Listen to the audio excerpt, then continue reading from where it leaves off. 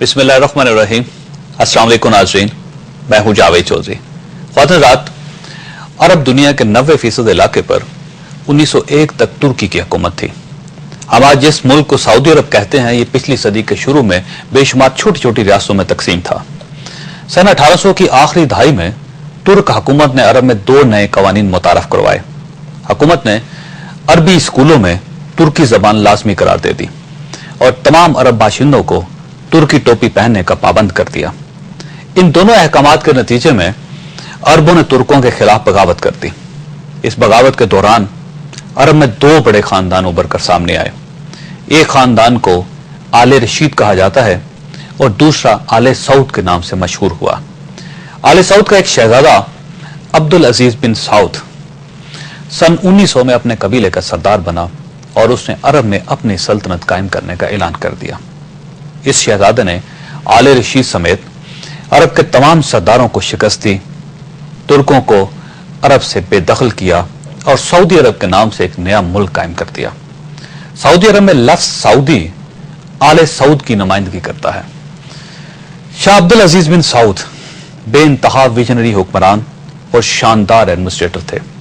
उन्होंने तारीख में पहली बार खून के प्यासे अरब कबाइल को इकट्ठा किया और उन्हें पुरअमन रहने पर मजबूर कर लिया, और यह रियासत अब 100 साल से कायम भी है और पुरअमन भी है। दुनिया का मशहूर अस्करी माहिर कर्नल T.E. लॉरेंस 1935 में अरब गया था। ये वही शख्स नाज़रीन जिसे दुनिया लॉरेंस ऑफ अरेबिया कहती है और इसके नाम से बेशुमार फिल्में बनी हैं और किताबें लिखी गई हैं। लॉरेंस ऑफ अरेबिया ने शाह अब्दुल अजीज की कामयाबी को उनके 7 असूलों का नतीजा करार दिया था। उसने इन असूलों को 7 पिलर्स ऑफ विजडम कहा था। उसका कहना था कि शाह ने अपनी सल्तनत की बुनियाद 7 असूलों के सतूनों पर खड़ी की थी और जब तक ये 7 असूल मौजूद हैं उस वक्त तक सऊदी अरब कायम रहेगा। हज़रात, वो 7 असूल क्या थे ये तो मैं आपको आइंदा किसी प्रोग्राम में बताऊंगा। सरदस में आपको उनमें से एक असूल बताना चाहता हूं। शाह अब्दुल अजीज का वो असूल था फराख दिली, यानी खुला दिल।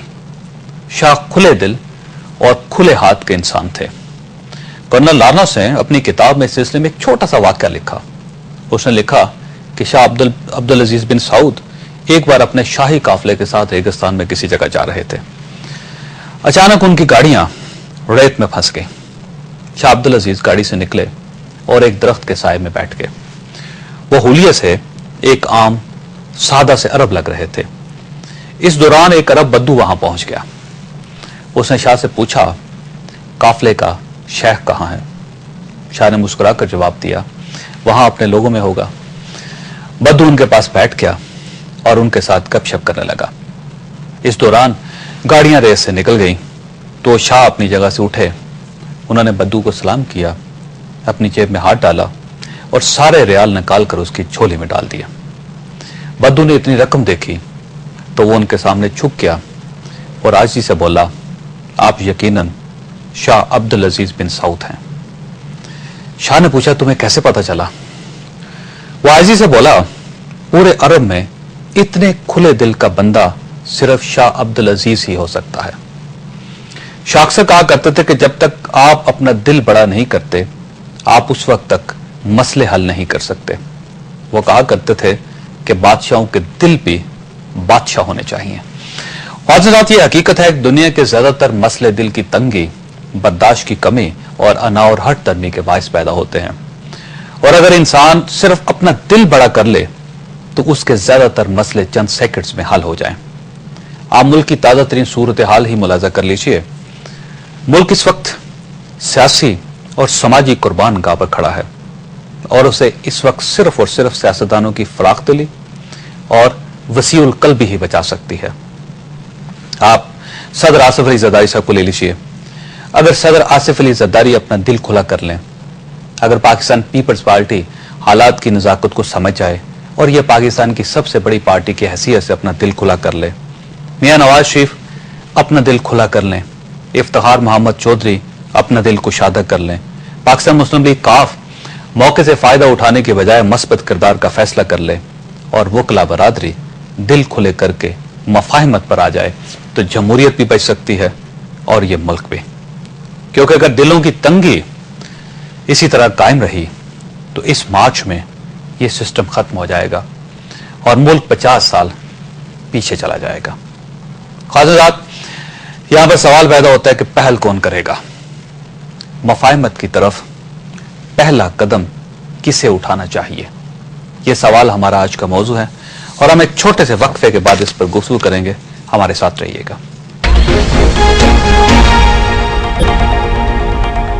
ویلکم ایک ناظرین، ہمارے پہلے مہمان ہیں سردار نبیل احمد گبول صاحب، وفاقی وزیر اور پاکستان پیپلز پارٹی کے ساتھ ان کا تعلق ہے۔ ہمارے دوسرے مہمان ہیں کیپٹن محمد صفدر صاحب، MNA اور پاکستان مسلم لیگ نون کے ساتھ ان کا تعلق ہے، جبکہ کراچی میں ہمارے ساتھ ٹیلی فون لائن پر ہوں گے وسیم اختر صاحب، MNA اور MKM کے ساتھ ان کا تعلق ہے۔ گبول صاحب، یہ بتائیے گا کہ یہ مفاہمت کی طرف پہلا قدم اب کس کو اٹھانا چاہیے؟ ملک تو میرا خیال ہے ڈوب رہا ہے۔ دیکھیے جی، اللہ خیر کرے گا، ملک کو ہم ڈوبنے نہیں دیں گے۔ میں سمجھتا ہوں نہ ہم ڈوبنے دیں گے، نہ پاکستان مسلم لیگ نون اور نہ اس کی لیڈرشپ جو ہے اس حالات تک لے کر آئیں گے، کیونکہ اگر یہ ملک ہے تو میاں نواز شریف صاحب کی بھی سیاست ہے، اگر یہ ملک ہے تو ہماری بھی سیاست ہے۔ آپ کو کوئی خطرہ محسوس ہو رہا ہے اس وقت؟ میں سمجھتا ہوں کہ دیکھیں، خطرہ اس لیے مجھے محسوس نہیں ہو رہا ہے کیونکہ سیاست کے اندر کوئی چیز آخر نہیں ہوتا ہے، آخر ہوتا نہیں ہے کہ جی اگر آپ نے گورنر رول لگا لیا ہے، گورنر رول اگر لگا دیا ہے تو اب کچھ نہیں ہوگا، اب ہمیں بات چیت نہیں کرنی ہے۔ میں سمجھتا ہوں ہم نے جو پہلے دن سے مفاہمت والی بات کی ہے، آج بھی ہم اس کے اوپر ہیں۔ میں یہ اس بات پہ حیران ہوں کہ اتنا شور شرابہ کیا جا رہا ہے کہ جی آصف علی زرداری صاحب نے جو ہے شریف برادران کو نااہل قرار دیا ہے، تو اس کے اوپر پھر اس ایشو کو لے کر آپ سڑکوں پر آ جاتے ہیں۔ دیکھیں، میں سمجھتا ہوں کہ میاں نواز شریف، میں نے پہلے دن آپ کے شو میں جب یہ ورڈکٹ آئی میں نے یہی کہا کہ یہ PML نون والے تو بڑے خوش نصیب ہیں کہ ان کو ایک ایشو مل گیا ہے، ایک ایشو کے اوپر یہ سیاست کر رہے ہیں، کیونکہ یہ خود ہی مل گیا۔ دیکھیں، بالکل دیا کس نے؟ سپریم کورٹ نے دیا نا، ہم نے تو نہیں دی۔ اچھا، دیکھیں سپریم کورٹ کے ورڈکٹ، سپریم کورٹ کے جج گورنر راج وہ بھی سپریم کورٹ، کورٹس کے جتنے بھی ورڈکٹس آئے ہیں ہمارے خلاف، ہمارے کسی کارکن نے توڑ پھوڑ نہیں کی ہے، ہمارے کسی کارکن نے جو ہے لا اپنے ہاتھ میں نہیں لیا۔ آصف علی زرداری 8 سال جیل میں تھے، محترمہ بے نظیر بھٹو صاحب کے خلاف کتنے کیسز تھے، نوکری دینے کے اوپر جو ہے ان کے خلاف کیسز بنے۔ آصف علی زرداری صاحب کس جرم میں اندر تھے جی؟ ویسے آپ کو پتا 9 سال جی؟ سارے جو پولیٹیکلی فیبریکیٹڈ جو کیس تھے، جھوٹے کیس تھے، اور میاں نواز شریف صاحب کے دور میں بنائے گئے تھے۔ لیکن کیا ہوا پھر بعد میں جب میاں نواز شریف جھوٹے تھے؟ بالکل۔ اور میاں نواز شریف صاحب جب آئے، جب کراچی جیل میں آئے، تو میاں نواز شریف صاحب نے خود جو ہے اعتراف کیا کہ آصف علی زرداری صاحب، میں نے تمہارے ساتھ ناانصافی کی ہے، میں نے تمہارے ساتھ ناجائز کی ہے۔ اور آصف علی زرداری صاحب نے وہی اسی جیل کے اندر، لانڈی جیل کے اندر کہا کہ میں نے آج سے میرا دل صاف ہے، میں نے معاف کیا جو آپ نے میرے ساتھ کیا۔ بات اس دن پہلے دن سے ہی ختم ہو گئی تھی، اور یہی وجہ تھی کہ آصف علی زرداری صاحب نے جب محترمہ کی شہادت کے بعد میاں نواز شریف صاحب کو یہاں تک کہا کہ آپ جو ایک کل مخدوم صاحب جاوید ہاشمی نے مجھے یہ بات بتائی کہ میں رائے ونڈ میں آ کر رہوں گا، یہ میرا جو ایک خانسامہ ہے جو دال بڑی اچھی بناتا ہے اس کو میں پہلے بھیج دوں گا، کیونکہ اس کی دال کھائے بغیر جو ہے مجھے چین نہیں آتا۔ اتنی زیادہ دوستی، اتنا زیادہ پیار، اور اس کے بعد جو ہے یہ سارا وعدے، بالکل میں سمجھتا ہوں کہ ہم نہیں کہتے ہم فرشتے ہیں جی، بڑا سب کچھ ہم نے اچھا کیا، سب کچھ ہم نے ٹھیک کیا، لیکن بات یہ کہ اب اس کا یہ مطلب نہیں ہے کہ ملک جو آلریڈی اتنے کرائسس سے گزر رہا ہے، اب آپ جس طرح آپ نے اپنے اوپننگ سٹیٹمنٹ میں کہا کہ ملک خدا نخواستہ جو ہے ڈوبنے جا رہا ہے، تو اب سب پاکستانیوں کا فرض ہے۔ میاں نواز شریف 2 دفعہ وزیر اعظم رہے ہیں، ہمیں ان سے بڑے توقعات ہیں، لیکن وہ خدا کے لیے کیا کر رہے ہیں اس کے لیے؟ میاں نواز شریف صاحب تو کریں گے بعد میں، آپ نے کیا کیا ابھی تک؟ ابھی تک بات یہ ہے کہ میاں نواز شریف صاحب کہتے ہیں کہ جی مجھے نااہل کیوں کیا گیا، شہباز شریف صاحب کہتے ہیں مجھے نااہل کیوں کیا گیا۔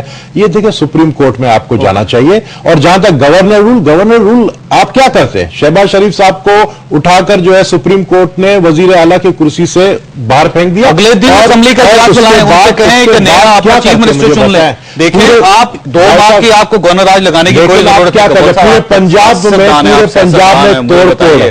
پورے پنجاب میں توڑ، آپ اگلے دن ان کہیں کہ اجلاس بلائیں جی، آپ اپنے نئے چیف منسٹر کا فیصلہ کریں۔ اجلاس تو ہم تو کہہ رہے ہیں، ہم تو بلانے کے لیے تیار ہیں، کس نے منع کیا ہے؟ گورنر